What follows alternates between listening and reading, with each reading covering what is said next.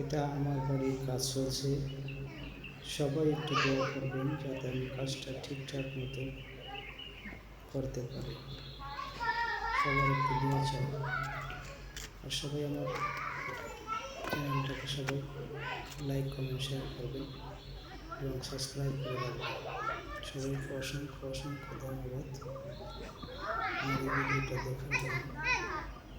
দেশ ও দেশের বাইরে যেখান থেকে আমার এই ভিডিওটা দেখছেন সবাই একটু লাইক কমেন্ট শেয়ার করবেন।